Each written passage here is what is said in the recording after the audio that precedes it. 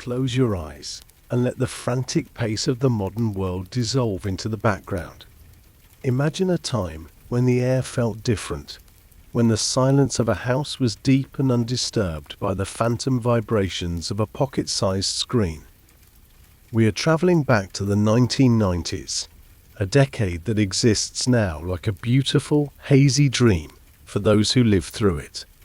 This was the era of the bridge generation, the unique group of people who carry within them the memory of a world before smartphones, yet who navigated the dawn of the digital world with a grace that defines their character today.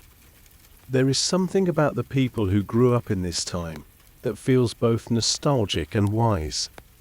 They are the keepers of the last era where childhood was lived in the moment rather than being documented every second for an audience. Their psychology is a fascinating study of how timing and the environment of our youth shape the adults we become. In the 1990s, the world was a vast, tactile landscape of independence. For a child of this era, the weekend began with a sacred ritual. Saturday mornings meant waking up to a house that was still asleep, and turning on a television set that hummed with static before the colors of a cartoon world appeared. These were stories you couldn't pause, rewind, or save for later. If you overslept or missed your favorite show, it was simply gone, vanished into the ether until the following week. This created a profound psychology of presence. You learned, without even realizing it, to be fully engaged in the moments you were given, because those moments couldn't be captured, replayed, or shared instantly. Because these experiences remained yours alone, private, precious, and deeply felt. You developed a rare ability to be fully engaged in the present. This childhood was an analog masterpiece that slowly transitioned into a digital teenage existence. It was a time when getting online was not a background state of being, but a deliberate, almost theatrical choice. To enter the digital world, you had to negotiate with the physical one, choosing between the telephone line and the internet. Talking to your friends required actual planning and the courage to call a household landline, often speaking to a parent first before you could reach your peer. There was a friction to social life that required patience and intent. When boredom arrived, there was no endless scrolling to numb the mind. Instead, you had to solve that boredom with your own imagination.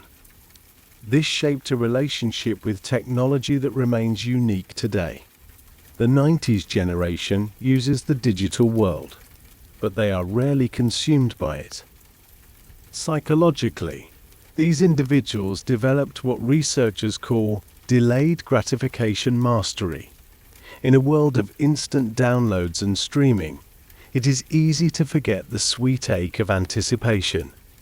In the 90s, you waited weeks for a movie to finally arrive at a video store. You saved your allowance money for months, counting the coins and the days, just to buy a single CD. You understood that good things took time, and that the anticipation of a reward made the reward itself significantly sweeter. This foundational patience still manifests in how this generation approaches their goals, their relationships, and their major life decisions today. They are not looking for the quickest path, but the most meaningful one. What truly sets this generation apart is that they witnessed the exact moment the world changed forever. They remember the shift from handwritten notes passed in class to the glowing text of instant messages. They saw the world move from a place where privacy was the normal default state of human existence to a culture where sharing everything is expected. This experience created a psychological duality, a rare ability to appreciate the simplicity of the past while simultaneously embracing the convenience of the present. They are the people who are comfortable with silence and the sound of their own thoughts, yet they are effortlessly skilled at digital communication. They value authentic, face-to-face connection because they know exactly what it feels like to have it as your only option. The resilience of those who grew up in the 90s was built through small daily challenges that have largely vanished from the modern experience. Think of the mental toughness required to navigate a new city with only a physical paper map and your own intuition, or the resourcefulness needed to solve a problem without the immediate help of Google. Consider the delicate art of trying to record your favorite song off the radio, sitting by the stereo for hours with your fingers poised over the play and record buttons, praying the DJ wouldn't talk over the melody. These tiny struggles were the crucibles of character. They built a level of resourcefulness and independence that serves as a quiet strength in their adult lives today. Talking to someone from this generation often feels different because they carry a sense of being present without being disconnected. They are tech-savvy, but they are not addicted to the hum of the machine. They remember when life moved at a slower, more human rhythm, and somehow they have managed to keep that rhythm inside them, even as the world around them has accelerated into a blur of speed. They are naturally balanced, not trying to sprint forward into an unknown future or desperately crawl backward into the past. They simply stand on the bridge, looking both ways with a wisdom that only comes from knowing what it was like when the world was still quiet. Every sound from that time had a weight to it. The heavy click of a cassette tape being pushed into a player, the mechanical whirl of a VHS tape being rewound, and the distinct, rhythmic static of a radio dial searching for a signal. These were the sounds of a tangible world. When you wanted to see your friends, you rode your bike to their house and looked for their shoes by the front door. If the shoes were there, they were home. If not, the world was your own to explore until the streetlights came on. There was a profound freedom in being unreachable. It allowed for a development of the self that happened away from the eyes of the public. Your mistakes were private lessons, and your triumphs were shared only with those who were physically standing next to you. The psychology of the 90s kid is anchored in this sense of physical reality. They remember when a friend was a person you sat with on a curb, not a number on a profile. They remember when searching meant looking through the pages of a heavy encyclopedia or scanning the shelves of a library. This reliance on the physical world fostered a deep sense of competence. You had to know things, not just know where to find them. You had to remember phone numbers by heart, the geography of your town by sight, and the lyrics to songs by listening to them over and over again on a Walkman that skipped if you walked too fast. This generation also understood the value of a shared experience. Because there were only a handful of television channels and no personalized algorithms, everyone was often watching the same things at the same time. On Monday morning, everyone in school was talking about the same show from Sunday night. This created a collective culture, a shared language of references and experiences that bonded people together in a way that feels increasingly rare in our fragmented, hyper-personalized digital age. There was a comfort in that commonality, a sense that we were all living in the same world, watching the same stars, and waiting for the same future to arrive. As the 90s transitioned into the early 2000s, this generation stood at the front lines of the digital revolution. They were the ones who taught their parents how to use email while still cherishing the feel of a handwritten letter. They were the ones who saw the rise of the internet as a tool for exploration rather than a cage for attention. This unique vantage point allowed them to develop a critical eye toward technology. They see its power, but they also remember its absence, which gives them the rare ability to step away from it when the noise becomes too loud. They are the only people who will ever know exactly what it was like to be the last of the old world and the first of the new. Take a moment to imagine the smells of that decade. The scent of a brand new plastic CD case being cracked open for the first time. The dusty, magnetic aroma of a video rental store on a Friday night. where the blue and yellow signs promised adventures that you had to hold in your hands to own for a few days. The smell of the outdoors, of grass and asphalt, where the majority of a 90s childhood was spent.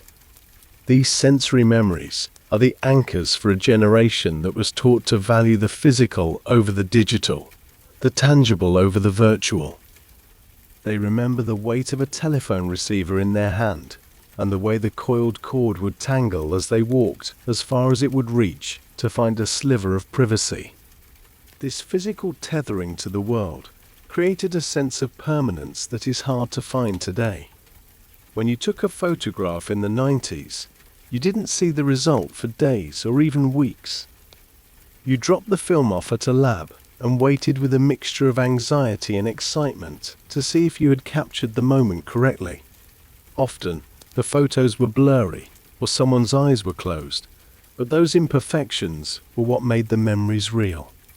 There was no delete button for life.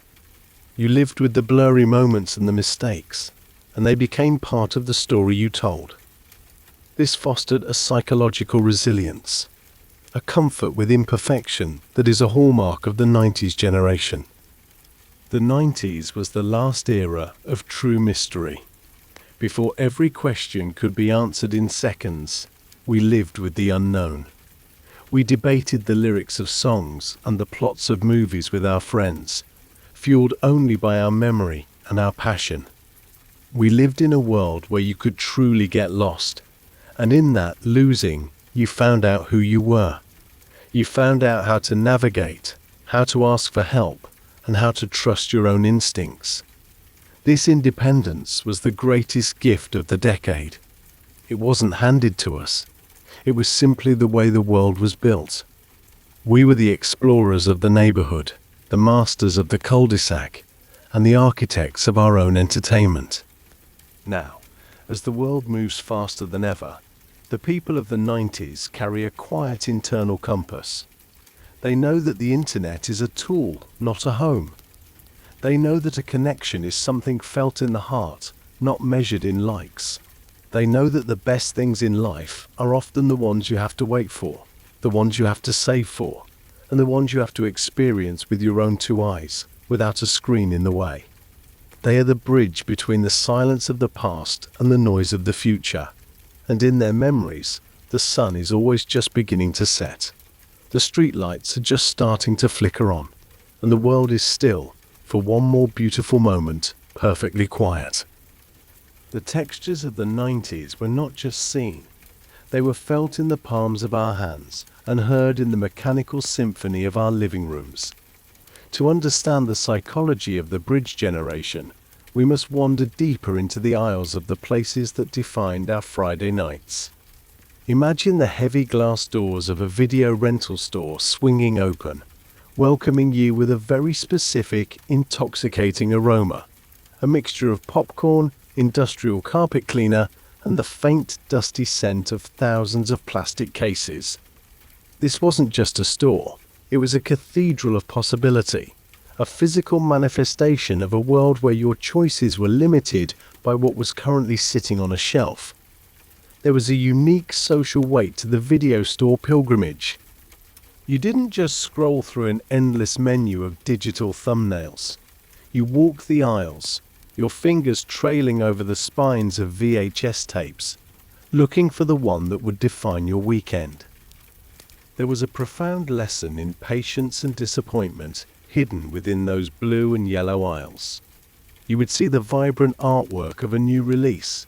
Your heart would lift, and then you would look behind the display only to find the shelf empty. That out-of-stock card was a small, sharp sting of reality.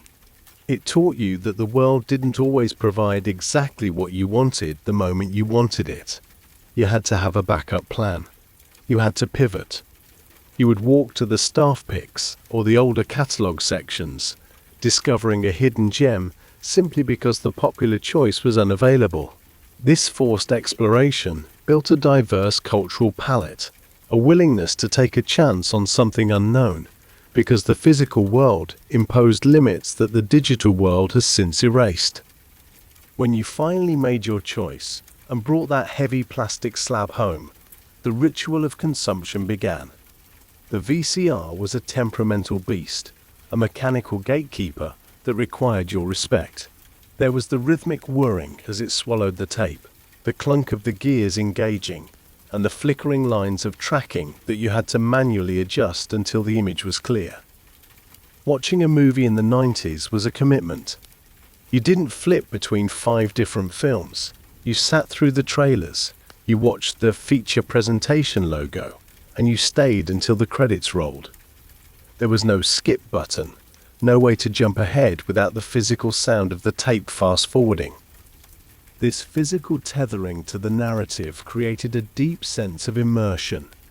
You were on a journey that moved at the speed of the machine, not the speed of your thumb. And when the movie was over, you were met with the final social contract of the era, the sticker that reminded you to be kind, rewind.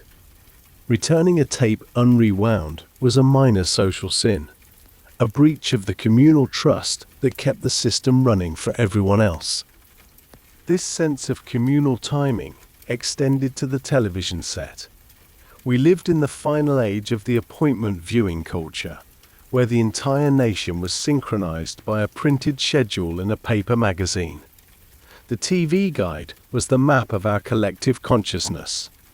We knew that at a specific hour on a specific night, everyone we knew would be sitting in front of their own glowing box, watching the exact same images.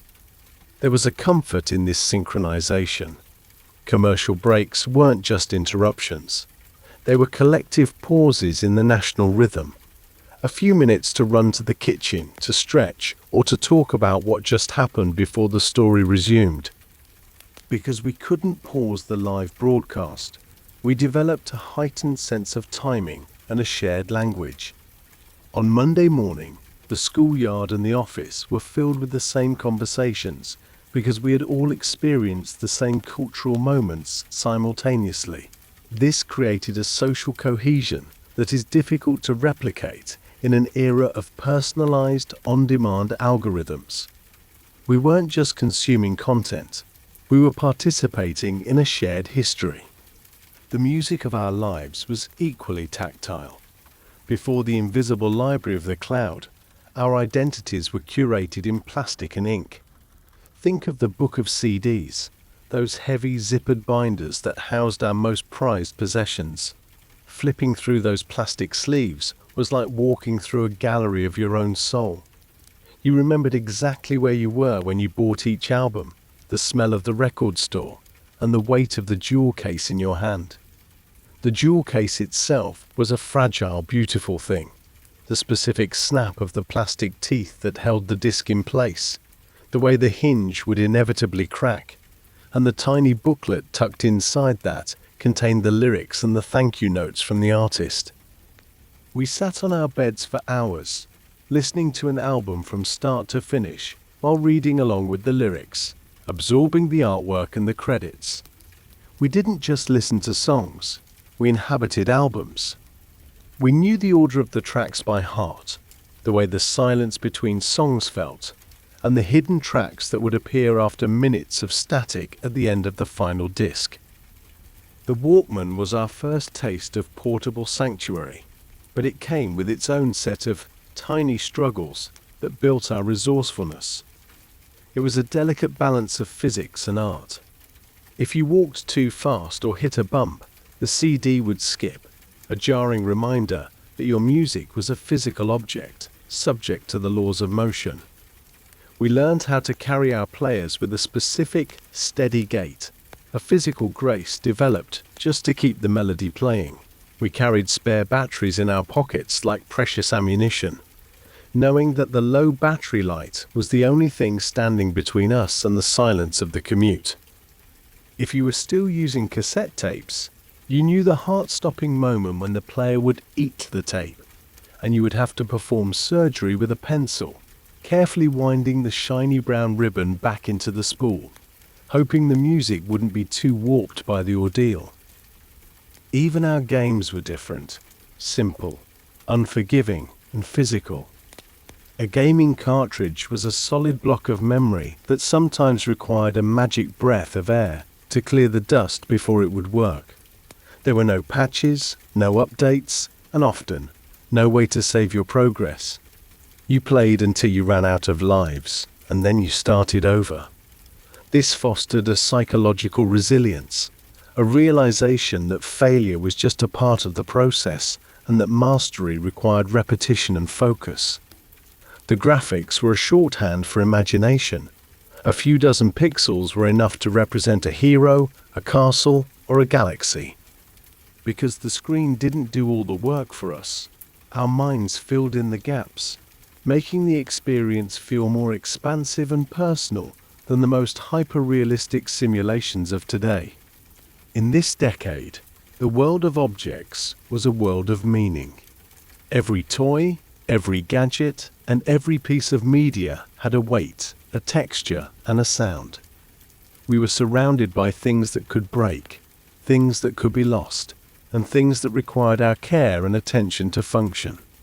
This physical responsibility grounded us in a way that the frictionless digital world often fails to do.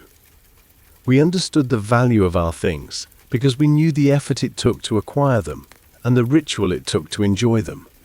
We lived in a world where copying something meant standing over a Xerox machine or dubbing a tape in real time, an act of labor that made the copy feel almost as valuable as the original. As the sunlight of the 90s began to fade into the dawn of the new millennium, we didn't realize we were losing the tangibility of our lives. We didn't know that the folders on our screens would one day replace the binders on our shelves, or that the files in our pockets would replace the discs in our hands. But that memory of weight and texture remains. It is why a 90s kid can still feel the ghost of a coiled phone cord wrapped around their finger when they talk on a smartphone. It is why they still feel the urge to check the back of a shelf for a hidden treasure. It is why they value the real over the virtual and the permanent over the ephemeral. We are the people who remember that life doesn't just happen on a screen. It happens in the friction of the world, in the smell of the plastic, and in the patient, whirring sound of a machine that is just about to start the show. The silence of a 90s afternoon was never truly empty. It was filled with the sounds of these mechanical companions. The rhythmic tick-tick-tick of a cassette tape reaching its end, the high-pitched whine of a television warming up, and the heavy thud of a thick encyclopedia being laid open on a desk.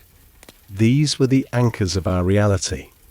When we wanted to find a piece of information, we didn't just type it into a void. We went on a physical hunt. We navigated the Dewey Decimal System in libraries that smelled of old paper and quiet concentration. We learnt the architecture of knowledge, understanding that some truths were buried deep in the stacks and required time and effort to uncover. This search for information wasn't a burden. It was a journey that taught us how to evaluate the world around us.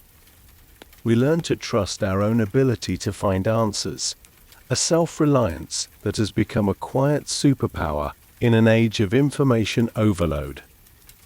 Think of the telephone, the tether to our social lives. It was a heavy, stationary object that belonged to the house, not the person. When it rang, it was an event that demanded the attention of the entire room. You didn't know who was calling until you picked up the receiver and said hello.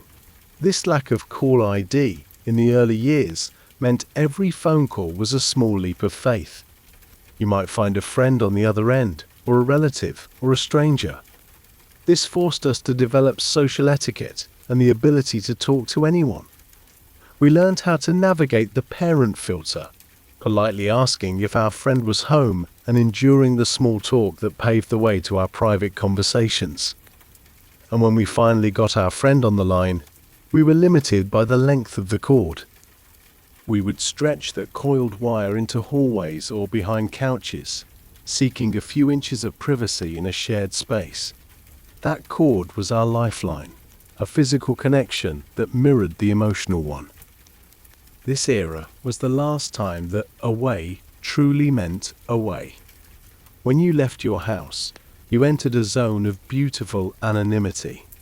There was no way for the world to reach you, and no way for you to reach the world unless you found a payphone. This created a sense of environmental awareness that is rare today. You watched the world pass by. You noticed the changes in the trees, the architecture of the shops, and the faces of the people on the street. Your mind was free to wander, to daydream, and to process the events of your day without the constant interruption of a digital tether. This mental space was the breeding ground for the creativity and the resilience of the bridge generation. We learned how to be alone with our thoughts, and in doing so, we learned who we were.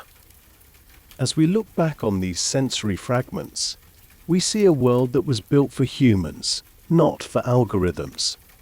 It was a world of just enough. Enough channels to keep us connected, enough music to keep us inspired, and enough mystery to keep us curious. We didn't need the infinite, because the finite was so rich with detail. We found joy in the small, tactile victories. Successfully recording a song, finding the last copy of a movie, or finally beating a difficult game. These were the milestones of a decade that taught us that life is found in the physical, the tangible, and the shared. And even now, as we navigate the seamless, frictionless world of the future, we carry the weight of those memories like a lucky charm, a reminder of a time when the world was something you could hold in your hands. The transition from this physical world to the digital one wasn't a sudden break. It was a slow, beautiful sunset. We saw the first digital cameras that used floppy disks, the first cell phones that were the size of bricks, and the first computers that could finally play a video without stuttering. We were the beta testers for the future, but we were grounded by our analog past. This gave us a unique perspective on progress. We don't just see technology as a given, we see it as an evolution. We remember what it replaced, and we understand what was lost in the exchange. We value the convenience of the digital, but we hunger for the texture of the analog. We are the ones who still buy vinyl records, who still print out our favorite photos, and who still crave the silence of a world without notifications. In the quiet moments of our adult lives, we can still hear the echoes of that decade. We hear it in the way we value a long conversation over a quick text.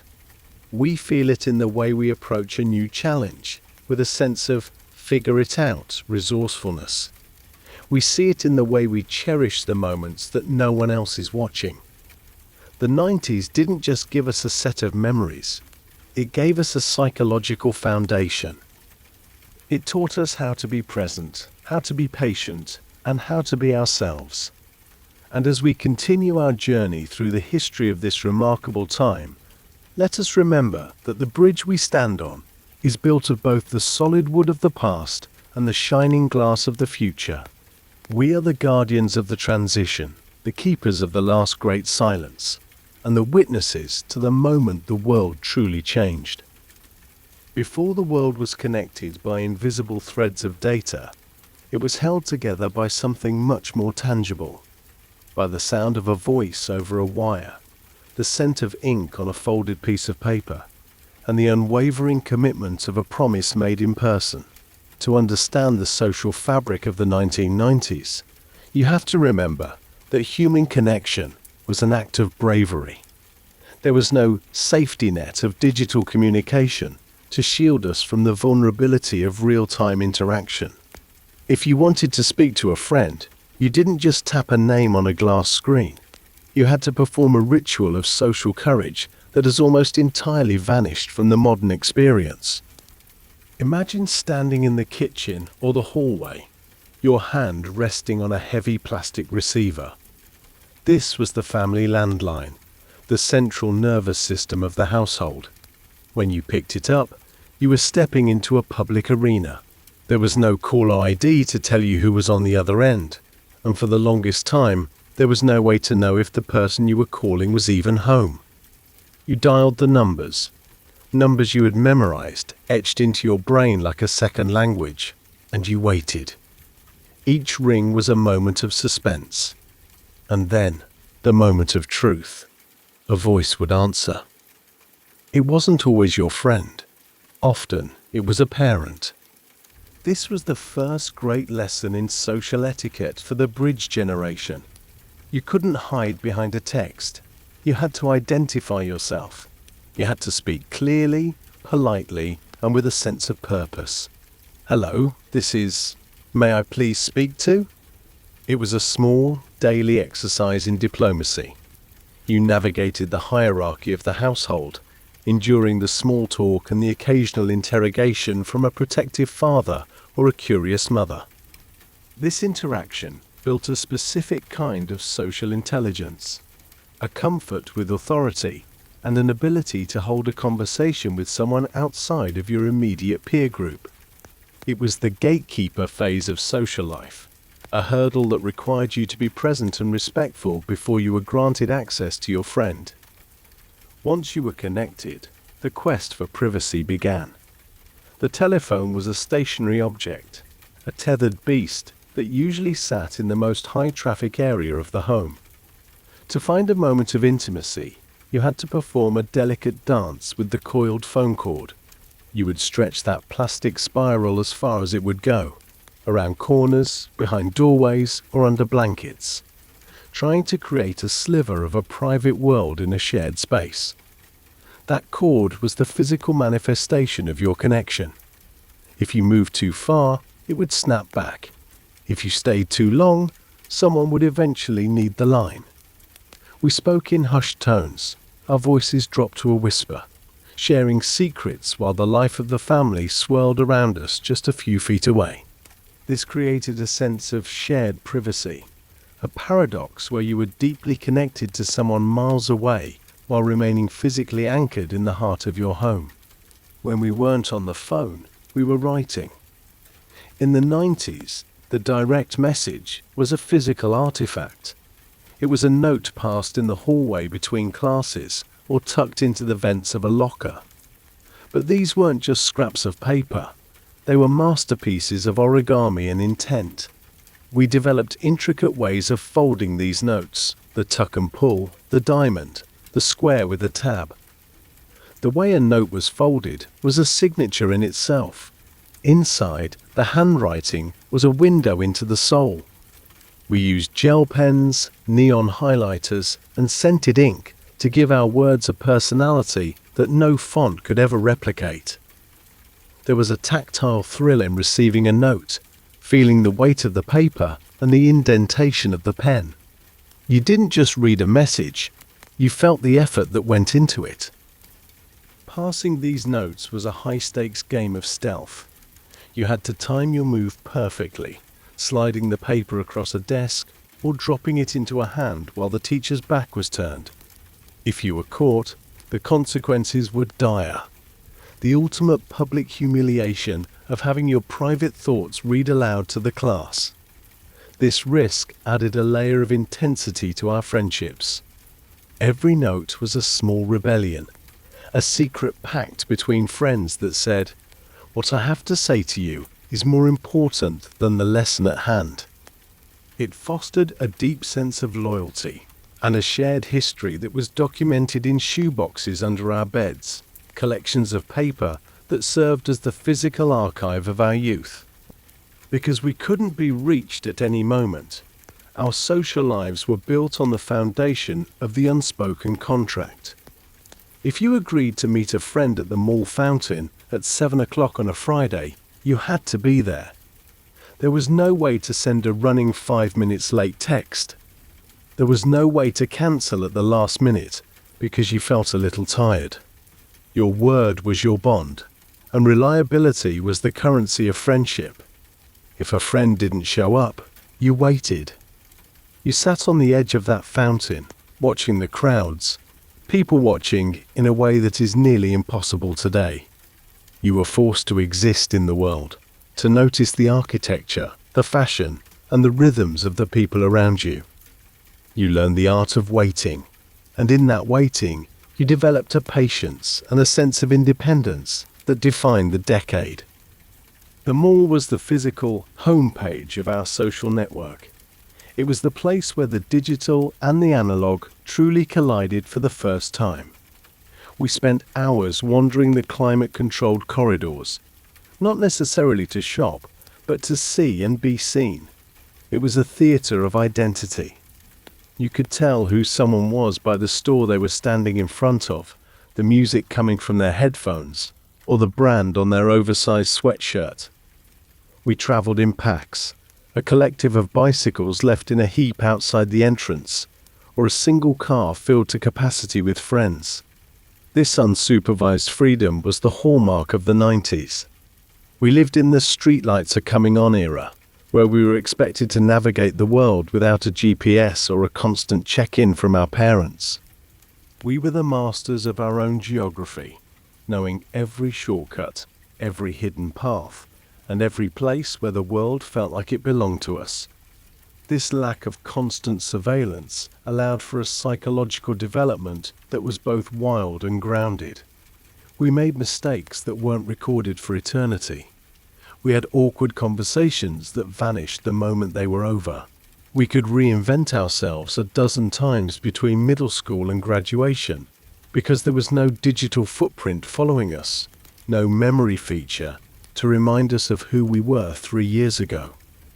Privacy wasn't something we had to fight for.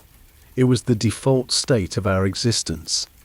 We learned who we were in the quiet spaces between interactions, in the long bike rides home, and in the hours spent staring at the ceiling while listening to the radio. The 90s social network was built on proximity and presence. Your best friend was often the person who lived 3 houses down, simply because they were there. You spent your summers on curbs, legs dangling into the gutter, talking about nothing and everything until the sun went down. There was no pressure to be interesting for an audience. You just had to be there. This created a profound sense of belonging to a place. We knew the cracks in the sidewalk, the bark of the neighbour's dog, and the specific way the light hit the park at 5 in the afternoon. We were anchored in our environment, and that grounding gave us a sense of security that allowed us to step into the digital age with a steady heart. As the decade drew to a close, we began to see the first flickers of the change. The pager, the beeper, was the first crack in our wall of unreachability. It was a strange, transitional device that offered the illusion of connection without the burden of a conversation, a series of numbers on a tiny screen, a code that only you and your friends understood. 911 meant, "Call me now." 143 meant, "I love you." And a string of zeros meant, "I'm bored." It was the ancestor of the text message, a way to signal your presence from across the city. But even then, the pager required a physical response. You had to find a payphone, dig for a coin, and re-enter the world of the voice to complete the connection. We were the last generation to know the true meaning of missing someone. When a friend moved away or went on vacation, they were truly gone. You waited for postcards, for long-distance phone calls that were too expensive to last more than a few minutes, and for the eventual return that felt like a major event. This absence made the presence of our loved ones feel more substantial. We didn't take connection for granted because we knew how much effort it took to maintain it. We learned that relationships required work, planning, and a willingness to be vulnerable. Looking back, the social world of the 90s feels like a slow-motion movie, rich with detail and heavy with meaning. We were the bridge generation, standing on the threshold of a world that would soon become hyper-connected and infinitely loud. But we carry within us the lessons of the landline and the folded note. We know how to read the room, how to wait with grace, and how to hold a conversation without a screen to buffer the silence. We remember the bravery it took to pick up the phone, and we cherish the privacy of a life lived for ourselves. We are the watchers of the tangible world, The ones who remember that the most powerful connections are often the ones that can't be seen, but can always be felt in the weight of a hand and the sound of a voice. The social dynamics of that time also fostered a unique kind of conflict resolution. If you had a disagreement with a friend, you couldn't just ghost them or block them with a click. You lived in the same neighborhood, went to the same school, and frequented the same mall. You were forced to face the friction.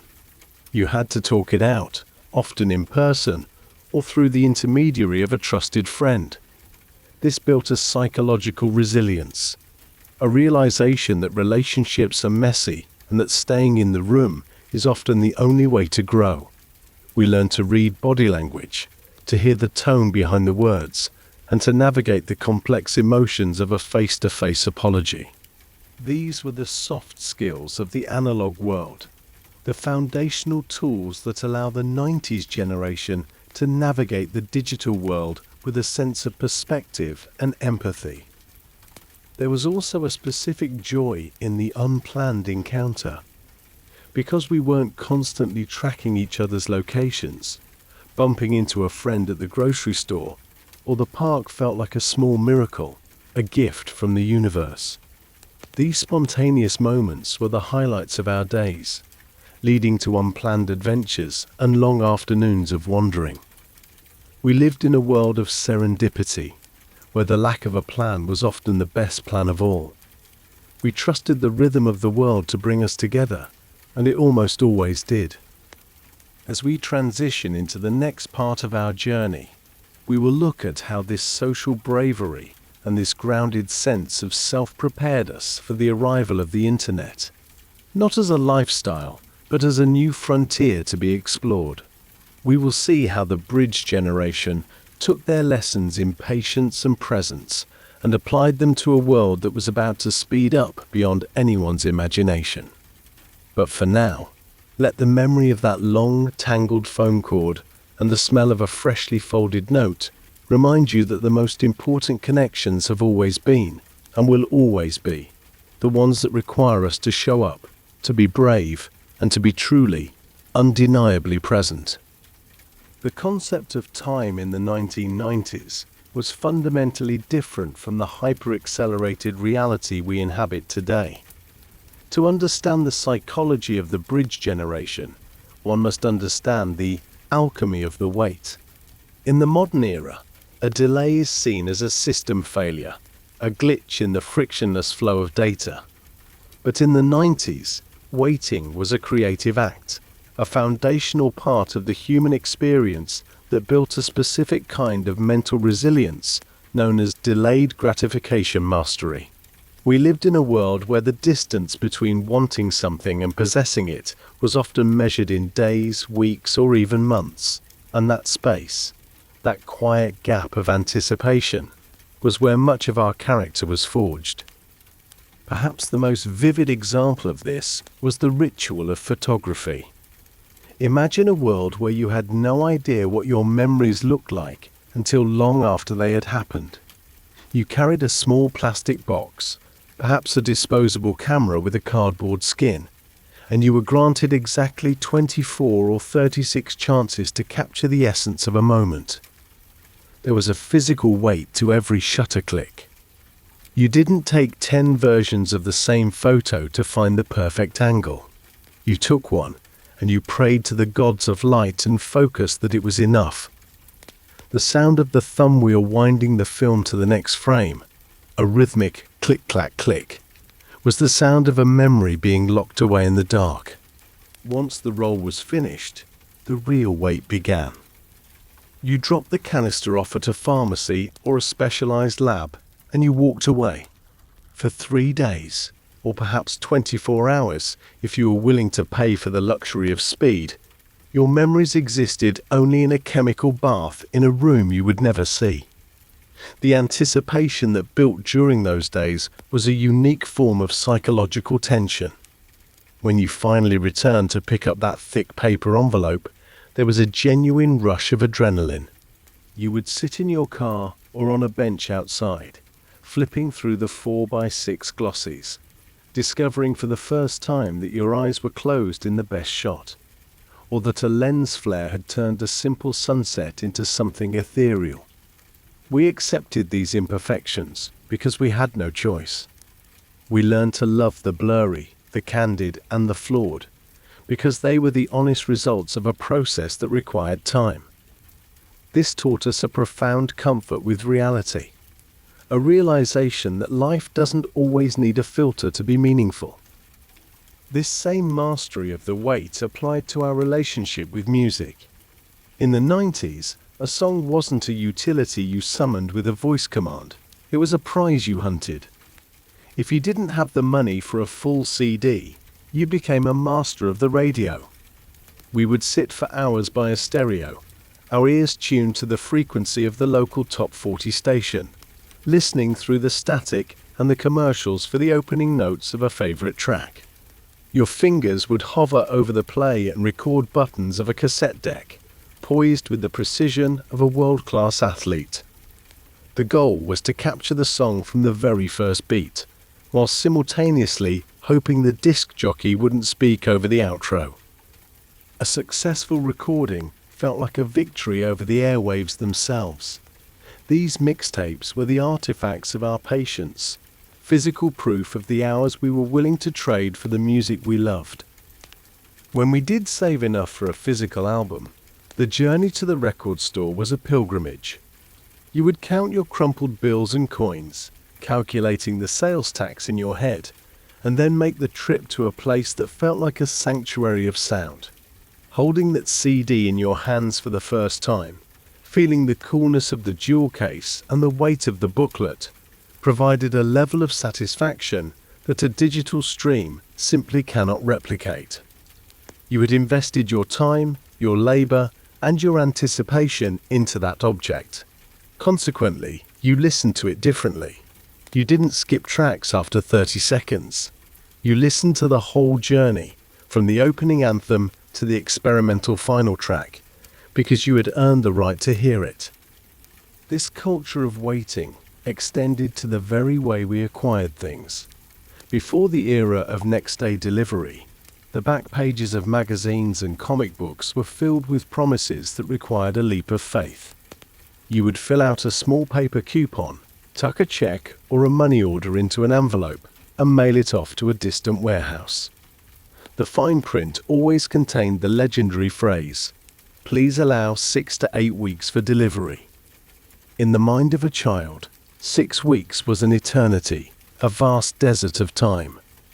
You would check the mailbox every afternoon, the excitement building and fading in a daily cycle.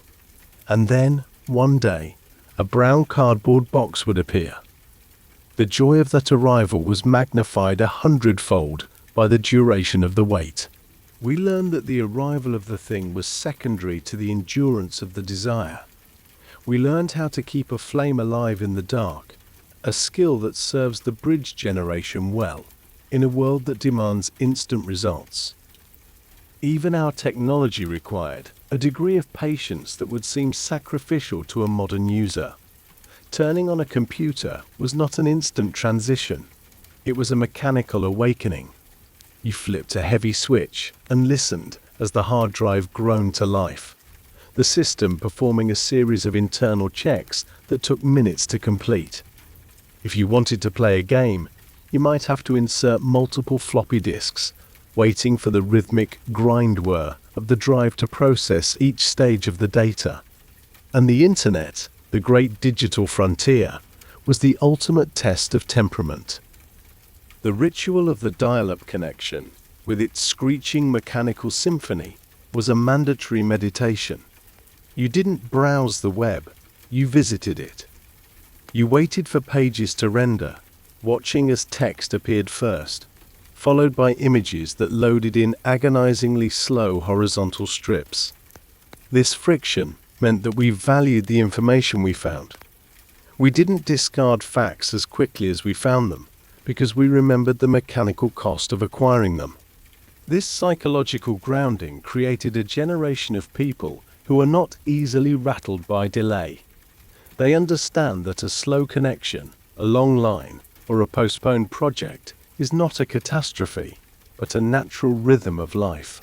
They possess an internal buffer that allows them to remain calm when the world slows down. This is the wisdom of the 99-cent bin and the mail-order catalogue. It is the realization that the best things in life, deep relationships, mastered skills, and lasting memories, cannot be downloaded. They must be grown, tended, and waited for. As we look back at the quiet afternoons of that decade, we see that the wait was never empty time. It was the space where we dreamed. It was the time we spent talking to our siblings because the computer was busy. It was the time we spent staring out the window of a car because we didn't have a screen in our laps. In those gaps, we processed our emotions, we planned our futures, and we learned to be comfortable in our own skin. We weren't constantly being entertained or informed, so we were forced to become interesting to ourselves. The bridge generation carries this internal landscape with them today.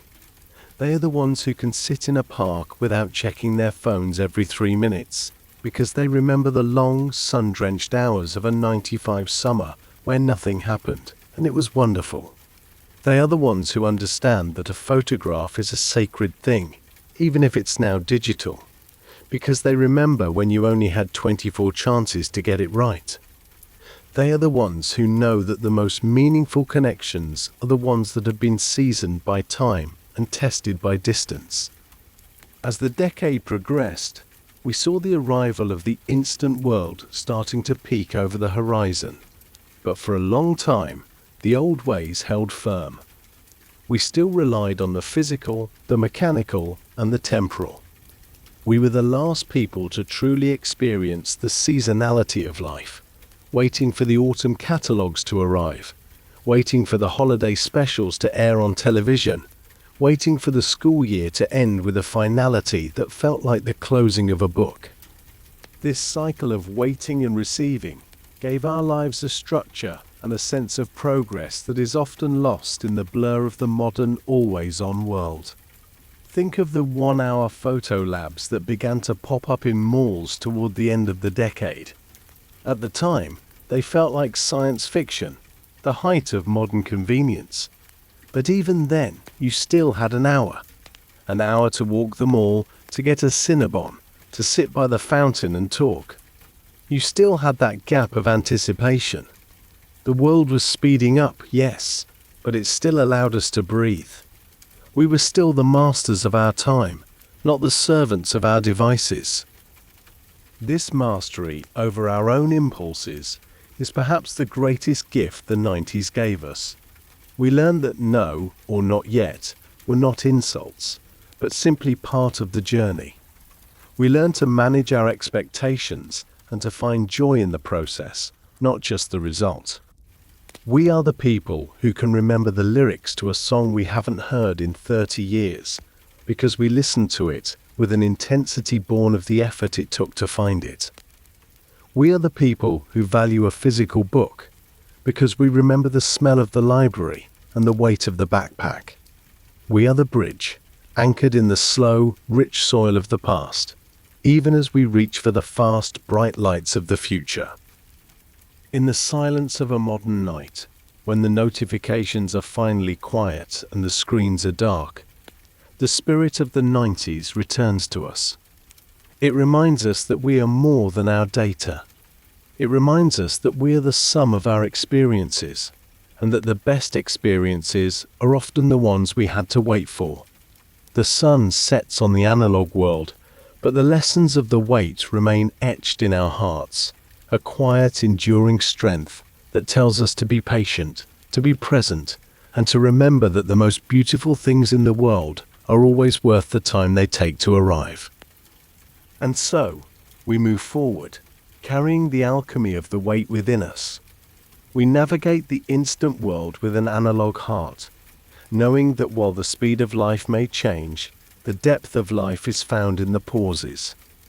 We are the keepers of the long view, the practitioners of patience, and the children of a decade that taught us that the world is a place of wonder, if only you were willing to wait for the light to hit it just right. Leaving the house in the 1990s was a profound act of release, a crossing of a threshold into a world where you were, for all intents and purposes, invisible. To understand the psychology of the bridge generation, you must understand the weight of that front door closing behind you. There was no tether, no digital umbilical cord connecting you back to the safety of the hearth. When you stepped out into the morning air, you were entering the golden age of unsupervised independence. This wasn't a world of reckless neglect, but a world of profound trust. A trust placed in the child to navigate the physical, social, and moral landscape of their neighborhood without a chaperone or a tracking device. It was here, in the long, sun-drenched hours between school and the setting of the sun, that the resilience and resourcefulness of a generation were truly forged. Your bicycle was not merely a toy. It was your first taste of true agency, a mechanical extension of your own will. In the 90s, the bike was the ultimate vehicle of freedom. It allowed you to expand the geometry of your world far beyond the sightlines of your own front porch. We mapped our neighborhoods not with satellite imagery, but with our senses. We knew the exact texture of the gravel on the shortcut through the woods. We knew which driveways had the steepest incline for speed, and which ones were guarded by dogs whose bark was louder than their bite. We understood the social geography of our towns, knowing that 3 blocks over lived the kid with the trampoline, and 5 blocks the other way was the park where the older teenagers gathered. This mental mapping required a constant, active engagement with the environment. You had to pay attention to landmarks, to the position of the sun, and to the subtle shifts in the atmosphere that signaled a coming storm or the approach of evening. This independence fostered a unique form of environmental wisdom. Because we couldn't look at a screen to find our way, we looked at the world. We learned how to read the signs of our surroundings. We knew which houses were friendly and which ones were to be avoided. We knew the rhythms of the streets, when the mail was delivered, when the neighbors came home from work, and when the ice cream truck would make its melodic rounds. We were the explorers of the cul-de-sac and the architects of the empty lot. Without the constant guidance of an adult or an algorithm, we were forced to make decisions. If a tire went flat miles from home, you didn't call for a ride. You learned how to fix it, or you learned the long, slow walk of a person who had to face the consequences of their journey. These tiny struggles were not burdens. They were the bricks and mortar of our self-reliance. In this unsupervised world, boredom was the great catalyst. In the modern era, boredom is often seen as a vacuum to be filled instantly with digital content. But in the 90s, boredom was a fertile ground for the imagination. When there was nothing to do, we created worlds. A stick was not a piece of fallen wood. It was a sword, a magic wand, or a structural beam for a fort. A pile of dirt in a construction site was a mountain range to be conquered. We spent hours in the woods, building elaborate structures out of branches and leaves, creating secret societies with their own rules, languages, and rituals. This imaginative play was a psychological exercise in world building. We were learning how to cooperate with others, how to negotiate social hierarchies, and how to create meaning out of nothing. We weren't consuming stories, we were living them. The concept of safety was also handled differently. We lived in a time before the rise of safetyism, where the risks we took were measured and physical. We climbed trees to see how high we could go. We jumped our bikes over makeshift ramps made of plywood and bricks, and we spent all day in the sun without a thought of reapplying sunscreen. These risks were essential to our development. They taught us the limits of our own bodies and the realities of gravity and momentum. We learned that if you fell, you got back up. We learned that a scraped knee was a badge of honor, a tangible proof of an afternoon well spent. This physical resilience translated into a mental toughness. a realization that the world could be a challenging place, but that we were capable of navigating its dangers. The most iconic guardian of this era was not a person, but a phenomenon: the streetlights. The flickering on of the orange-hued lamps was the universal curfew of the 90s. It was a biological and environmental clock that everyone understood. As the sky turned to a deep, bruised purple and the first buzz of the streetlights began, a collective shift occurred across the neighborhood. You would hear the distant calls of parents, the rhythmic clicking of bike chains as kids began their migration home, and the fading echoes of laughter from the park. The streetlights represented the boundary between the wild independence of the day and the domestic security of the night. There was a profound peace in that transition. You had spent the day as the master of your own destiny, and now you were returning to the warmth of a home where your stories would be told, or perhaps kept as private treasures. This privacy was perhaps the greatest luxury of a 90s childhood. We were the last generation to make our mistakes in the dark. If you did something foolish, if you tripped over your own feet, or if you had an awkward interaction with a crush, it wasn't recorded, uploaded, and immortalized for a global audience. It happened, it was felt, and then it evaporated into the air. This allowed us to experiment with our identities without the fear of a permanent digital footprint. We could be different versions of ourselves every week, trying on new personalities and interests like costumes. Our growth was organic and private, shielded from the judgment of the world. This fostered a sense of internal security, a realization that our value was not determined by the number of eyes on us, but by the integrity of our own experiences. Even our social conflicts were handled with a level of independence that is rare today. If there was a disagreement on the playground or the basketball court, we had to solve it ourselves. There were no parents standing on the sidelines to intervene at the first sign of friction. We learned how to argue, how to compromise, and how to stand our ground. We learned the subtle art of the apology and the importance of moving on. These were the laboratory conditions for human connection. We were learning the soft skills of negotiation and empathy in real time, through the direct feedback of our peers. Because we were all in it together, unsupervised and equal, we developed a deep sense of communal responsibility. We looked out for one another because we knew that, out there in the world, we were each other's only safety net. The psychology of being unreachable cannot be overstated. In the 90s, if you were not at home and not at school, you were essentially off the grid. This created a sense of deep focus. When you were with your friends, you were entirely with your friends. Your attention wasn't being fractured by the phantom buzz of a phone in your pocket. You were present in the conversation, in the game, and in the shared silence of a long afternoon.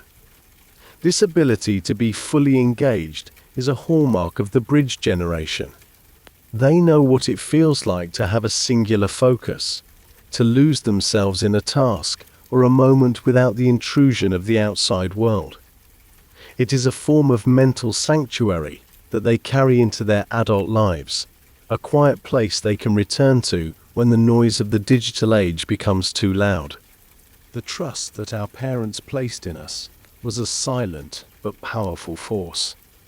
They didn't know exactly where we were every minute, but they trusted that we knew the way home. They didn't know who we were talking to, but they trusted that they had raised us with the values to choose our company wisely. This trust was a gift that built our confidence. It told us that we were capable, that we were reliable, and that we were citizens of the world, not just inhabitants of a house. It allowed us to develop a sense of ownership over our lives from a very young age. We weren't being managed, we were being launched. As the decade drew to a close, and the first mobile phones began to appear, that sense of total unreachability began to thin. But for a long time, the phones were for emergencies only. Heavy, expensive things that stayed in the car or the bottom of a bag. The spirit of the 99% unsupervised childhood remained intact. We were still the ones who knew the secrets of the woods, the ones who could navigate the neighborhood by the scent of the evening air, and the ones who understood that the best adventures always happen just out of sight of the grown-ups.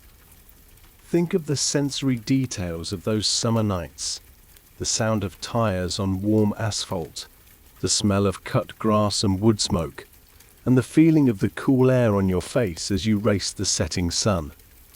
These are the textures of a freedom that was absolute. We lived in a world where the horizon was the only limit. We were the children of the long view, the masters of the unsupervised hour, and the keepers of a world that was both vast and intimately known.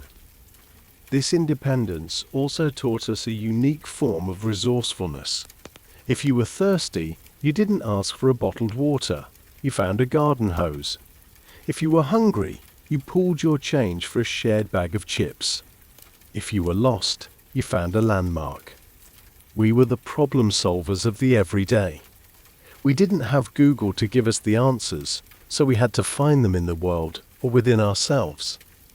This built a foundational belief in our own competence, a figure-it-out mentality that remains the defining characteristic of the 90s generation today. They don't panic when the GPS fails or the instructions are missing. They simply look at the world, take a breath, and find a way forward. The geography of the 90s was also a social one. We knew which houses had the good snacks, which ones had the cable TV, and which ones had the yard big enough for a game of tag that could last for hours. We moved through these spaces like a shifting tide, a nomadic tribe of children who belonged to the whole neighborhood rather than just one address. This fostered a sense of community that felt wider and deeper than the digital communities of today. Our bonds were built of shared physical space and collective memories of the same streets and the same trees. As we look back on this era of independence, we realize that it wasn't just about the absence of technology. It was about the presence of a world that invited us to be part of it. The 90s didn't just give us freedom, it gave us a world worth being free in. It gave us the space to grow, the risks to learn from, and the silence to hear our own voices. And as the streetlights flicker to life in our memories, we can still feel that old pull toward home. A home that we return to, not because we were tracked, but because we had finished our adventures for the day and were ready to dream of the ones that would begin again tomorrow. The transition from this wild, unsupervised freedom to the more structured world of adulthood was facilitated by the very skills we learned on those bike rides and in those woods. We entered the workforce and the digital age with a sense of pioneer spirit. We were the ones who saw the internet as a tool for further exploration rather than a place to hide. We brought the resilience of the scraped knee and the resourcefulness of the garden hose into the boardrooms and the laboratories of the future. We are the bridge, not just between technology, but between two different ways of being human, one that is tethered and one that is free. In the quiet of a modern evening, when the world seems small and the screens are ever present, take a moment to remember the long view. Remember the feeling of the wind on a bike path that seemed to lead to the end of the world. Remember the orange glow of the streetlights and the absolute beautiful certainty that you were the master of your own destiny. That is the true psychology of the 90s generation. They are the ones who know that even in a world that is always watching, there is still a part of the soul that can remain beautifully, intentionally, and powerfully unreachable. The freedom of the 90s was a school of the spirit.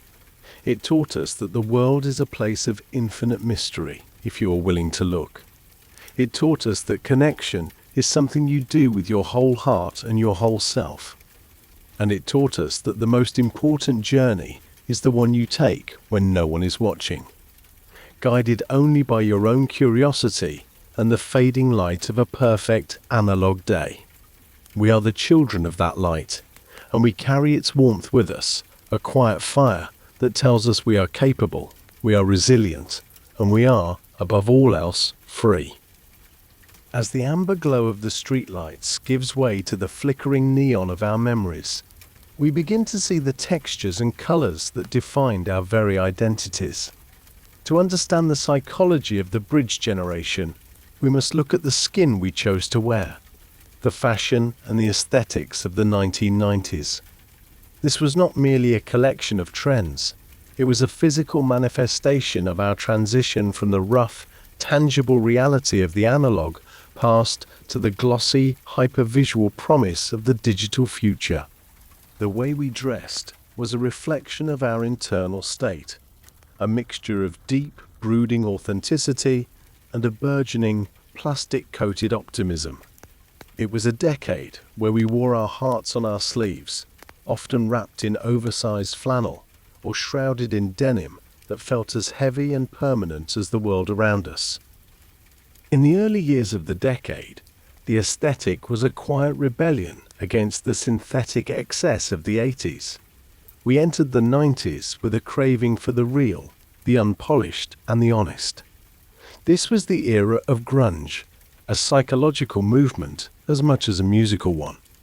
Imagine the weight of a heavy, oversized flannel shirt, its fabric softened by 100 washes, smelling faintly of wood smoke and laundry detergent. This wasn't just clothing, it was a shield. It was the uniform of a generation that valued the authentic over the manufactured. We wore our hair messy and our boots scuffed, deliberately rejecting the polished, neon-soaked perfection of the decade before. There was a profound comfort in this aesthetic. It allowed us to be seen as we were, unfiltered, raw, and grounded. This grunge soul was the first brick in the bridge, an anchor in the physical world that insisted on the beauty of imperfection. This devotion to the tangible was reflected in the very fabrics we chose. We lived in a world of corduroy and velvet, of heavy denim and thick wool. Think of the specific zip-zip sound of corduroy trousers as you walked, a rhythmic acoustic signature of the time. Think of the sheer durability of the clothes. In the 90s, fashion wasn't fast. A pair of boots or a denim jacket was a long-term investment, an object that would age with you, gaining character with every scrape and fade. This mirrored our relationship with time. We expected things to last, to have a history, and to require our care. This built a psychological connection to our possessions that has largely vanished in the era of disposable, digital-first trends. Our clothes had a biography. They bore the scars of our adventures in the woods and the stains of our afternoon rituals. As the mid-90s arrived, the silhouette of the generation began to expand. This was the era of the baggy. We wore trousers so wide they could house a small family, and shirts that hung from our shoulders like soft cotton tents. Psychologically, this was an era of profound comfort and a peculiar kind of privacy. In a world that hadn't yet become obsessed with the documented body, where we weren't constantly being photographed and scrutinized on social media, we had the freedom to be small inside something big. Baggy clothes were a sanctuary. They allowed us to move through the world without the pressure of performance. We weren't trying to be sculpted or curated for an audience. We were simply existing in a state of relaxed independence. This aesthetic of oversized ease was a visual representation of the freedom we felt in our unsupervised hours. It was the fashion of a generation that was growing, changing, and exploring, and we needed the room to breathe. But the 90s were a bridge, and as we moved toward the end of the decade, the texture of our world began to shift. The rough flannel and heavy denim began to give way to something sleeker, shinier, and more speculative. We saw the rise of the Y2K aesthetic, the visual language of the coming millennium. Imagine the transition from the matte earth tones of the early 90s to the high-gloss metallic sheen of the late 90s. We started wearing silver windbreakers that made a crinkling sound like a secret, and PVC trousers that caught the light of the first digital displays. This was the optimism of the digital dawn. We were dressing for a future that felt like it was made of chrome and neon. This shift reflected our psychological duality. We were still grounded in the analog, but we were increasingly fascinated by the virtual. We were moving from the real to the ideal, from the dirt of the playground to the glow of the screen. This transition was also visible in our spaces. Think of the bedrooms of the 90s, the inner sanctums of the bridge generation. They were collages of the tangible and the dreamlike. We covered our walls with posters torn from thick, glossy magazines, using blue tack that left oily ghosts on the paint when we moved them. We had glow-in-the-dark stars stuck to our ceilings, absorbing the light of the day and releasing a faint greenish hope in the dark of the night. These stars were our first experience with a virtual environment, a simulated night sky that we controlled. Our desks were crowded with physical objects, CD towers, cassette cases, and heavy monitors. But we were also beginning to decorate our digital desktops with pixelated icons and neon wallpapers. We lived in two worlds at once, our physical surroundings a chaotic, tactile mess, while our digital aspirations were clean, bright, and infinite. The brands of the 90s also played a unique role in our psychology. This was the era where the logo became a badge of belonging, but it still felt like a physical entry fee into a community. Think of the specific blue of a Gap sweatshirt, the crisp white of a pair of brand new trainers, or the iconic status of a Guess or Tommy Hilfiger jacket. These weren't just clothes. They were social signals that we communicated in the physical world. Because we couldn't tag ourselves in a photo or list our interests on a profile, our clothes had to do the work of introduction. We used fashion as a shorthand for our values and our tribe. If you saw someone in a specific band t-shirt, you knew instantly that you shared a language, a history, and a set of secrets. This fostered a deep sense of communal identity that was built on physical observation rather than digital algorithms. And then there were the rituals of grooming, the delicate, often messy art of self-presentation before the era of the tutorial. In the 90s, you learned how to style your hair or apply your makeup through a process of trial, error, and shared experimentation with friends. There was no undo button for a bad haircut or a misguided application of hair gel. We lived with our experiments. Think of the specific, sticky scent of hairspray and the crunch of frosted tips or butterfly clips. Think of the glitter that seemed to get into everything, on our skin, in our hair, and on our clothes. A shimmering, tactile dust that heralded the coming of the glamorous late 90s. These rituals were acts of patience and resourcefulness. We used what we had to create the versions of ourselves we wanted the world to see. And because the world was only watching us in person, we felt a profound sense of ownership over our appearance. The aesthetics of the 90s were also shaped by the medium through which we saw the world. We viewed fashion and culture through the lens of music videos on television and the pages of physical magazines. The music video was the great aesthetic laboratory of the decade. We watched as artists transitioned from the grainy, filmic looks of the early 90s to the high-definition, computer-generated landscapes of the late 90s. This visual evolution conditioned our brains to expect a world that was becoming increasingly rendered. We saw the world through a slight haze, the soft focus of a VHS tape, or the warm grain of a printed photograph. And this texture of the past remains a key part of the bridge generation's nostalgic landscape. It is why they are often drawn to filters and aesthetics that mimic the imperfections of that era. Those imperfections feel like home. As the decade drew to a close, we found ourselves standing on the bridge, looking at a world that was becoming increasingly weightless. Our clothes became tighter, our fabrics more synthetic, and our colors more electric. We were shedding the heavy armor of the analog world and preparing for the frictionless existence of the digital one. But that core of authenticity, that grunge soul, never truly left us. Even now, the bridge generation is the one that values a well-worn leather jacket as much as a new smartphone. They are the ones who appreciate the real in an era of the deepfake. They understand that an aesthetic is not just a look, but a way of feeling in the world. The psychology of the 90s aesthetic is one of transition and balance.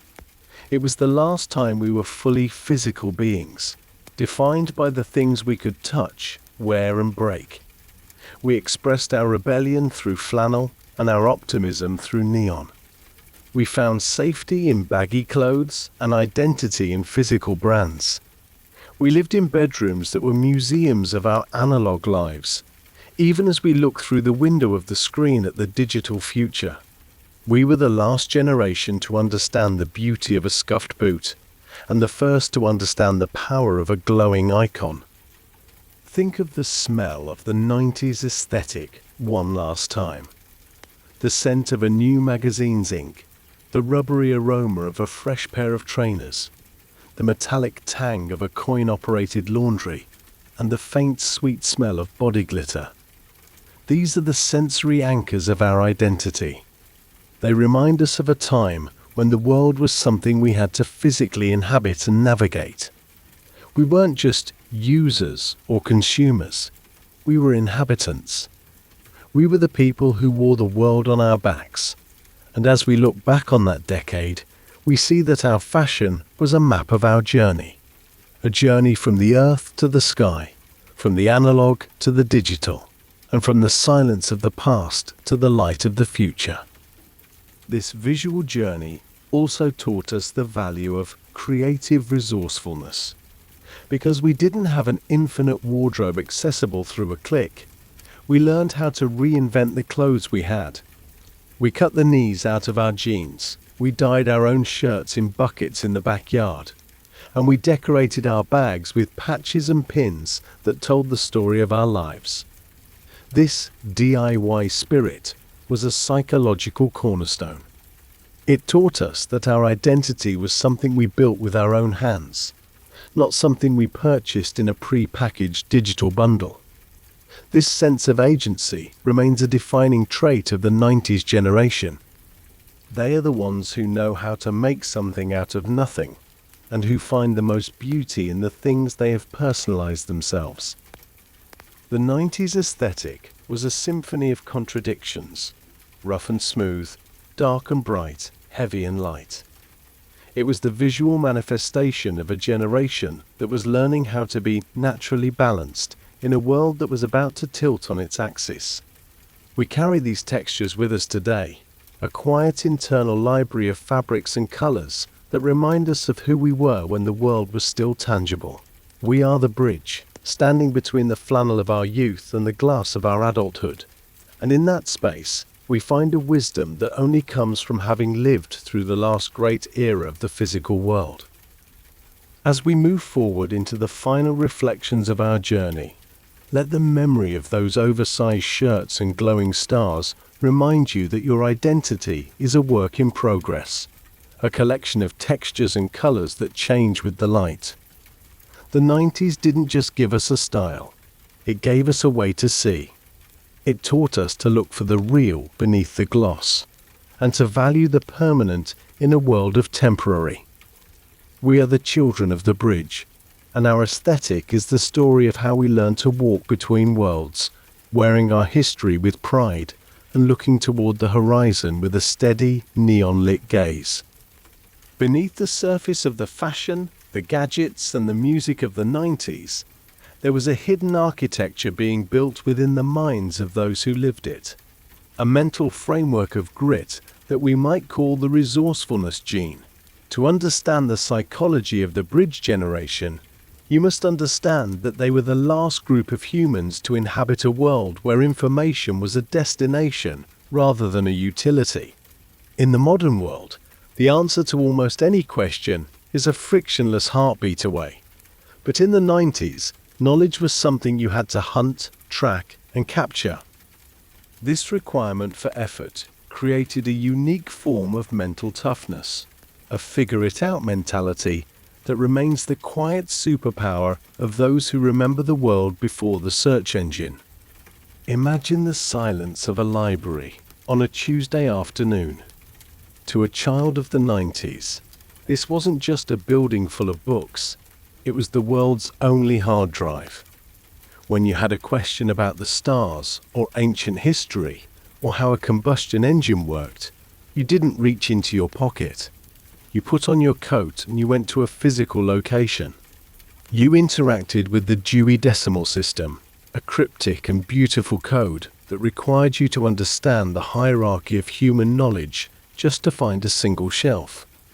You searched through the stacks, the air heavy with the scent of old paper, glue, and quiet concentration. Finding the right book felt like a victory. You would sit at a wooden table, flipping through pages, taking notes by hand, and synthesizing information in real time. This process taught us that knowledge had weight, that it required a journey, and that the effort of the search made the information stick to your ribs. We didn't just find facts, we inhabited them. This resourcefulness was even more evident in the way we navigated the physical world. Consider the road trip of the 1990s. There was no soothing voice from a dashboard telling you when to turn. There was only the map. The map was a massive, unwieldy sheet of paper that, once unfolded, could never be returned to its original state. Navigating was a shared responsibility, a high-stakes game of spatial awareness and intuition. You had to look at the world out the window and reconcile it with the lines on the page. You had to anticipate exits, read landmarks, and trust your gut. If you took a wrong turn, you didn't have a blue dot to guide you back. You had to find a gas station, walk inside, and exercise the social bravery of asking a stranger for help. This developed a foundational confidence in our ability to be lost and to find our way back. We learned that the world was navigable, even without a tether, and that our own eyes were the best sensors we had. The machines of the 90s were also far from perfect, and their imperfections were our greatest teachers. We lived in a time of mechanical intimacy. If a video game wouldn't start, you didn't look for a patch or an update. You pulled the cartridge out and blew into it, a ritualistic act of cleaning that felt like a secret spell. If your bicycle chain slipped, you didn't call for a repair. You flipped the bike over, got your hands covered in black grease, and learned the mechanics of gears and tension. If a cassette tape was eaten by the player, you performed surgery with a number 2 pencil. These tiny struggles were the crucibles of character. They taught us that objects were understandable, that problems were solvable, and that a little bit of grease on your hands was a small price to pay for independence. We grew up with a maker mentality by necessity, learning that if something was broken, it was our responsibility to understand why and how to fix it. This resourcefulness extended into our social lives and our boredom. In the absence of an endless stream of digital entertainment, we were the architects of our own fun. A rainy afternoon wasn't a reason to scroll, it was a reason to build. We turned living rooms into sprawling fortresses of cushions and blankets, navigating the lava of the carpet with a level of focus that modern simulations can't touch. We invented games with complex rules and evolving narratives, using whatever was at hand: marbles, sticks, stones, or a deck of worn-out cards. This creative problem-solving was a form of play that trained our brains to see potential in the mundane. We learned that we were the source of our own excitement, a psychological realization that fostered a deep sense of internal agency. We didn't need the world to provide for us. We provided for ourselves. There was also a specific kind of toughness required for the delayed gratification of the information age's infancy. Think of the early internet, where downloading a single low-resolution image could take 10 minutes of agonizing line-by-line rendering. While this might seem like a nightmare to a modern user, it was a profound exercise in temperament. It taught us to value what we were looking at. We didn't discard information the moment we consumed it, because we remembered the mechanical cost of its arrival. This built a psychological buffer in our minds, an ability to sit with the not yet and the coming soon. We learned that the best things were worth the wait, and that the wait itself was part of the value. This patience is why the 90s generation often feels more grounded in the face of modern delays. They remember the screech of the modem and the slow crawl of the progress bar, and they know that the world will not end if things take a few minutes longer. The 90s also demanded a high level of social resourcefulness. Without the ability to Google a person or check their social media, we had to learn the art of the cold approach and the real-time read. When you met someone new, you had to ask questions, listen to their tone, and observe their body language to understand who they were. You had to remember their stories, their likes and their dislikes without a digital archive to help you. This fostered a deep, intuitive social intelligence.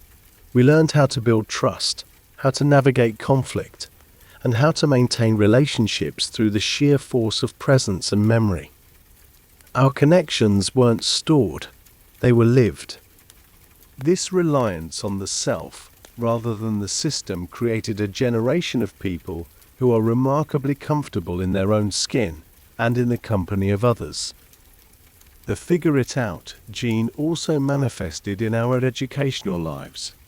We lived in the era of the handwritten essay and the physical encyclopedia. Research was a tactile experience of cross-referencing, skimming, and synthesizing. You couldn't search for a specific keyword. You had to read the text, understand the context, and extract the meaning. This deep engagement with material fostered a level of critical thinking that is often bypassed by modern tools. We learned how to evaluate sources, how to spot inconsistencies, and how to build an argument from the ground up. We were the masters of the long-form thought, comfortable with complexity and unhurried in our search for the truth. This mental stamina is a hallmark of the bridge generation, an ability to focus on a single problem for hours without the distraction of 1,000 tabs. Consider the resourcefulness required for the unseen parts of life. In the 90s, if you wanted to know the lyrics to a song, you listened to it 50 times with a pen and a notepad, rewinding the tape over and over until you had captured every syllable.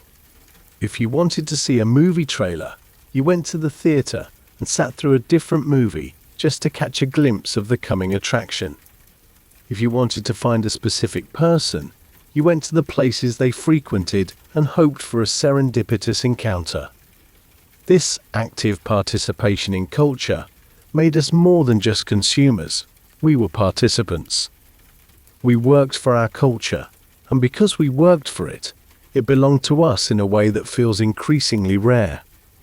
As we look at the 90s generation today, we see this resourcefulness gene in action every time they face a challenge. They don't panic when the technology fails. They look for a workaround. They don't wait for instructions. They start experimenting. They are the ones who can navigate a foreign city when their phone dies, who can fix a household appliance with a YouTube video and a sense of intuition, and who can lead a team through a crisis because they are comfortable with the unknown. They carry the mental toughness of the library and the map within them, a quiet confidence that says, I have faced the silence, I have navigated the dark, and I can figure this out. The 90s wasn't just a decade, it was a training ground for the spirit. It taught us that the world is a place of friction, and that friction is exactly what we need to sharpen our minds. We learned to love the tiny struggles because we saw what they made of us. We became resilient, resourceful, and deeply independent. We learned that the most important tool in our kit wasn't a gadget or a piece of software, but our own capacity for thought, patience, and action. And as the world continues to speed up, as the friction is smoothed away by more and more layers of digital convenience, the bridge generation stands as a reminder of the power of the slow way. They are the keepers of the figure-it-out mentality, the ones who know that the journey is just as important as the destination. They remember the weight of the encyclopedia and the smell of the library, and they carry that weight with them as a source of strength. They are the ones who can stand in the middle of a modern storm and find the rhythm of the old world, a rhythm of patience, resourcefulness, and grit. They are the bridge between the world of what and the world of how. And in their hands, the future looks a little less daunting and a little more like an adventure waiting to be mapped. Think of the internal compass that was calibrated in the 90s. It was built on a foundation of real-world experiences, of getting lost and finding the way, of breaking things and fixing them, of wanting things and waiting for them. This compass doesn't point to a digital coordinate, it points towards self-reliance. It is the part of the soul that knows how to survive in the silence and how to thrive in the noise. It is the resourcefulness gene, a quiet, enduring inheritance from a decade that asked us to be more than just observers of our lives. It asked us to be the captains of our own ships, even when we didn't have a map. The 90s gave us the gift of the struggle, and in doing so, it gave us the gift of ourselves. We found out what we were made of when the lights went out, when the screen was blank, and when the answers weren't easy. We discovered a deep well of creativity and a stubborn resilience that serves us to this day. We are the bridge generation, and our strength comes from the fact that we have one foot in the dirt and one foot in the cloud. We know how to use the light of the future, but we aren't afraid of the dark of the past. We are naturally balanced because we have learned to find the way with our own two eyes, our own two hands, and our own tireless hearts. As we move toward the final reflections of our history, let the memory of the tiny struggles remind you of your own strength. Remember the sound of the pencil winding the tape and the feeling of the heavy book in your lap. These weren't just moments. They were the building blocks of who you are. They're the reason you don't break when things get hard. They're the reason you are present without being disconnected. They are the resourcefulness gene, the quiet fire of the 90s that still burns within you, telling you that no matter how complex the world becomes, you will always, always find a way to figure it out. The mastery of the how is the ultimate legacy of the decade. We didn't just learn what the world was, we learned how to live in it. We learned how to wait, how to search, how to fix, and how to be. This wisdom is the bridge's final support beam, the one that holds everything else together. It is the realization that while technology may change the landscape, the human spirit remains the same. We are the architects of our own resilience, and as we look back on the 99% analog world of our youth, we see that it was the perfect laboratory for the human soul. We were the last to grow up in the wild, and we are the first to tame the digital frontier with an analog heart. Every time you solve a problem without reaching for your phone, every time you sit in silence without feeling the need to be entertained, and every time you find your way through an unfamiliar situation with nothing but your own instincts, you are channeling the spirit of the 90s. You are proving that the resourcefulness gene is alive and well. You are showing the world that you are the master of the long view and the practitioner of the hard way. And in that mastery, you find a peace that no algorithm can ever provide. The peace of knowing that you are capable, you are resilient, and you are, in every sense of the word, resourceful. The 90s taught us that the world is vast and full of mystery, and that our job is to explore it with courage and curiosity. It taught us that the wait is where the magic happens, and that the struggle is where the strength is found. As we stand on the bridge today, looking at the bright, fast-moving world of tomorrow, we carry these lessons like a treasure. We are the ones who remember when life moves slower, and we are the ones who will keep that rhythm alive, no matter how fast the world begins to turn. We are the bridge, and our resourcefulness is the path that leads us home. The transition from the 1990s into the new millennium was not a sudden explosion, but a slow, shimmering sunset that lingered over the horizon of our collective memory for years. As the final pages of the decade turned, there was a strange, vibrating tension in the air, a mixture of Y2K anxiety and a soaring, breathless optimism that felt as though we were standing at the edge of a cliff, looking out over a digital sea that was about to swallow the world as we knew it. For the bridge generation, this wasn't just a change in the calendar, it was the moment they became the official keepers of a lost civilization. Because they had been raised in the dirt, the silence and the weight, they were uniquely prepared to swim in these new, infinite waters without losing the weight of their own souls. The legacy they carry today is not found in the relics gathering dust in attics, but in the internal rhythm they keep inside their chests. While the world around them has accelerated into a blur of fiber optics and instant results, those who grew up in the 90s maintain an internal pulse set to a slower time. They are the individuals who can navigate the hyperspeed of the modern world while still understanding the profound value of a long, uninterrupted thought. This internal balance is perhaps their most defining psychological trait. They do not view technology as a mandatory extension of their biology, but as a sophisticated tool they have mastered. They remember the world before the feed, and because of that, they are the only ones who truly know how to turn it off.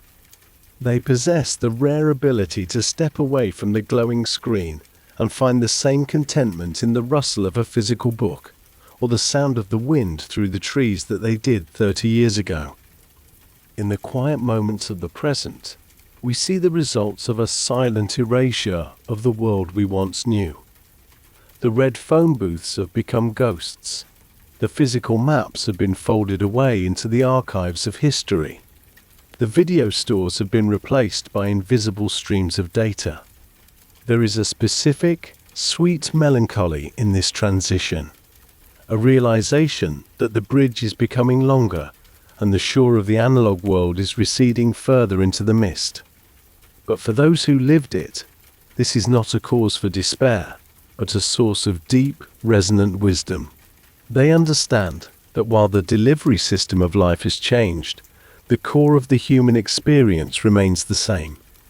They know that a connection is still something that happens in the eyes and the heart, not just in the likes and the shares. They are the designated drivers of the digital age, the ones who can keep their heads while the world loses itself in the infinite scroll. The psychology of this generation is anchored in what we might call the gift of the gap. They lived through the exact moment when privacy shifted from being a natural right to a luxury. Because they remember a life that wasn't documented, they possess a deep-seated respect for the unseen life. They understand that a moment doesn't need to be shared to be real, and that a memory doesn't need a timestamp to be valid. This allows them to move through the modern world with a sense of private sovereignty. They are the ones who can go on a journey and keep the best parts for themselves, savoring the experience without the need for external validation. This self-contained strength is a direct inheritance from the unsupervised independence of their youth. They learned who they were in the silence of their own company, and that person, that core self, remains untouched by the noise of the internet. Think of the natural balance that defines their relationship with the present day. They are tech-savvy without being addicted. They can troubleshoot a complex software issue with one hand and plant a robust garden with the other. They are the ones who appreciate the convenience of a voice-activated home, but still crave the mechanical, tactile click of a light switch. This duality is their superpower. They are the translators between two different ways of being human. They can explain the weight of a physical library to a child born into the cloud, and they can navigate the complexities of a digital career with the grit and resourcefulness of someone who once had to fix a cassette tape with a pencil. They are the architects of a future that still values the human touch, the guardians of the slow way in an age of instant everything.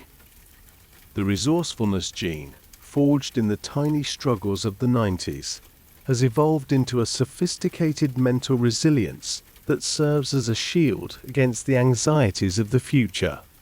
In a world that often feels fragile and overwhelmed by information, the bridge generation remains remarkably grounded.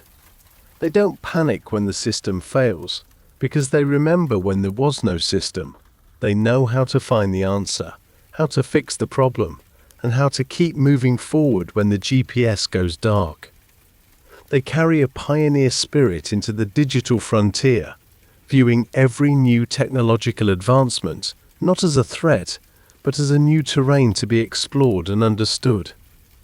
They are the masters of the figure-it-out mentality, a quiet, enduring confidence that says, "I have been here before, I have seen the world change, and I know exactly how to find my way home."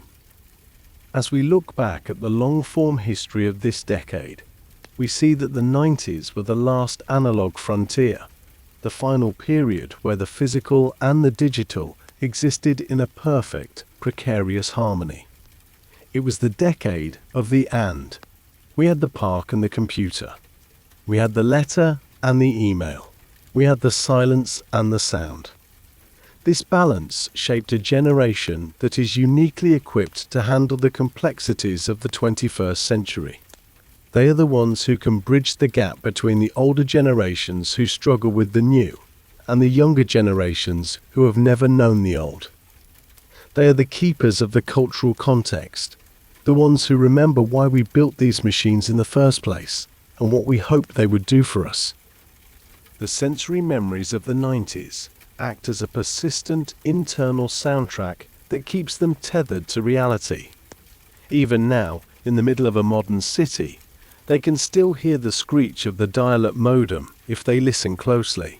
They can still smell the plastic of a new video game and feel the weight of a heavy landline receiver. These are not just nostalgic echoes. They are the anchors of their reality. They remind them that the world is a place of textures and depths, and that the real is something that must be felt and inhabited. This sensory grounding prevents them from becoming lost in the weightless abstraction of the digital world. It keeps them present, connected, and undeniably human. The legacy of the bridge generation is a legacy of presence.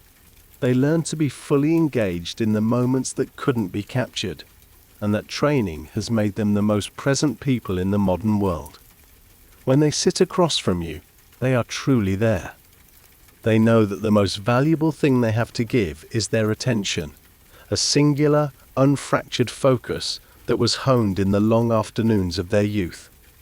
They value the authentic connection because they know the mechanical cost of building it. They understand that a relationship is a physical, temporal investment that requires time, patience, and the willingness to wait. This wisdom is the glue that holds our increasingly fragmented society together. As the sun sets on our deep dive into the 1990s, we find ourselves returning to that sacred image of the streetlights flickering to life. It is the universal symbol of the era, the signal to return to the warmth and safety of home. But for the bridge generation, home is no longer just a physical address. Home is the internal landscape they built in that decade. It is the mental fortress of resilience, the garden of resourcefulness, and the library of silence they carry within them. They can be at home anywhere because they know how to find the center of themselves. They are the ones who can stand in the middle of the digital storm and feel the quiet, steady pulse of the analog world, a rhythm that tells them they are safe, they are capable, and they are free.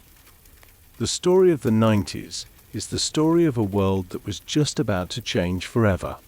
It was the last moment of human history where we were still primarily defined by our physical presence and our tangible actions. We were the watchers at the gate, the ones who saw the end of the old world and the beginning of the new. And in that transition, we discovered something beautiful, that the human spirit is not a static thing, but a bridge that can span any distance. We learned that we could keep our flannel-clad hearts and our analog souls while reaching for the glowing promise of the future. We learned that we could be both nostalgic and wise, both grounded and visionary. Every time you choose a long conversation over a quick text, every time you find your way through a challenge with nothing but your own intuition, and every time you sit in a room and truly feel the weight of the silence, you are honoring the legacy of the 90s.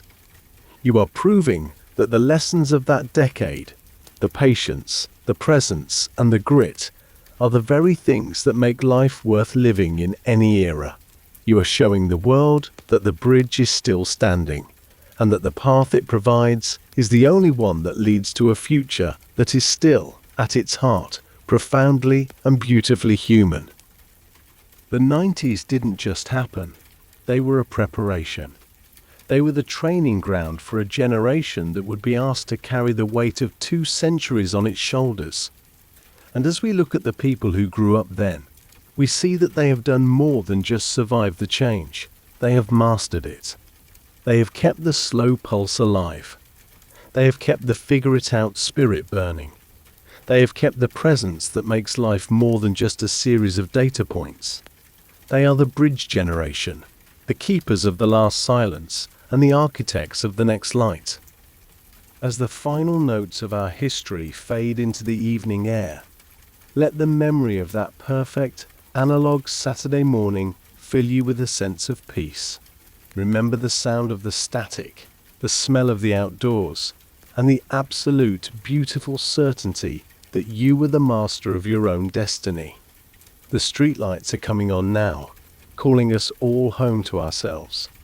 The bridge is crossed, the destination is reached, and the world is still, for one more eternal moment, perfectly quiet. You are the watcher at the gate. You are the keeper of the rhythm.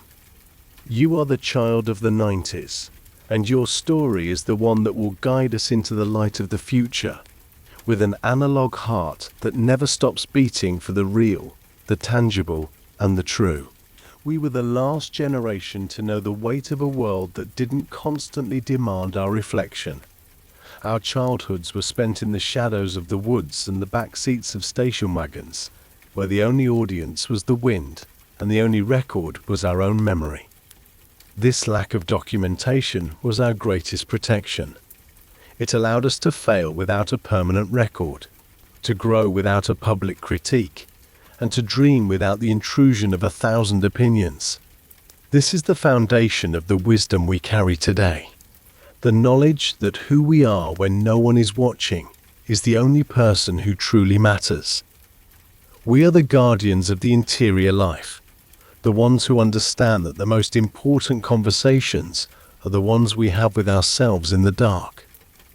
The 90s taught us that the world is vast and full of mystery, and that our job is to explore it with courage and curiosity. It taught us that the wait is where the magic happens, and that the struggle is where the strength is found. As we stand on the bridge today, looking at the bright, fast-moving world of tomorrow, we carry these lessons like a treasure. We are the ones who remember when life moves slower, and we are the ones who will keep that rhythm alive, no matter how fast the world begins to turn. We are the bridge, and our resourcefulness is the path that leads us home. Consider the silence once more, the deep, textured silence of a house before the internet lived in it. That silence was a teacher. It taught us to be comfortable with our own thoughts, to listen to the sounds of the world around us, and to value the presence of others without the need for constant digital noise. We are the only people who will ever truly know that silence, and because of that, we are the only ones who can bring it with us into the future. We can create pockets of quiet in the middle of the noise, sanctuaries of focus in the middle of the distraction. This is our gift to the world, the memory of the quiet, and the ability to find it again whenever we need it. Our resilience was not built in a laboratory or a classroom, but in the long, unsupervised hours of our youth. We learned how to handle disappointment when the store was out of the movie we wanted. We learned how to handle uncertainty when we were lost in a new neighborhood. We learned how to handle loneliness when our friends weren't home. These experiences were the sandpaper that smoothed our edges and the fire that tempered our steel. We are not afraid of the challenges of the 21st century because we have already survived the challenges of the 20th. We have lived through the greatest technological transition in human history, and we have come out the other side with our hearts intact and our spirits unbroken. The bridge we stand on is made of both the solid wood of the past and the shining glass of the future. It is a bridge of memory and a bridge of hope. It connects the world of the handwritten note to the world of the instant message, the world of the library to the world of the cloud, and the world of the streetlight to the world of the fiber optic. We are the only ones who can walk this bridge with confidence, knowing exactly what lies on both sides. We are the keepers of the balance, the protectors of the human spirit, and the witnesses to the moment the world truly changed. In the final reflections of this decade, let us celebrate the tiny struggles that made us who we are. Let us celebrate the patience of the dial-up modem, the bravery of the landline phone call, and the grit of the physical map. Let us celebrate the privacy of the unsupervised hour and the presence of the Saturday morning cartoon. These were not just moments in time. They were the architects of our souls. They gave us a foundation that cannot be shaken and a wisdom that cannot be downloaded. We are the children of the 90s, and we carry the fire of that decade within us, a quiet, enduring flame that will light the way for all the generations to come. The streetlights have all flickered on now, and the sky is a deep, bruised purple. The world is settling into the quiet of the night, and we are returning home, to ourselves, to our memories, and to the strength we found in the silence. The bridge is crossed, but the journey is never truly over. We continue to walk, carrying the rhythm of the 90s in our steps and the wisdom of the bridge in our hearts. We are naturally balanced, tech-savvy without being addicted, present without being disconnected. We are the bridge generation, and this is our story, a story of transition, of resilience, and of the enduring power of the human spirit to find its way through the dark and into the light of a new, beautiful, and undeniably human dawn.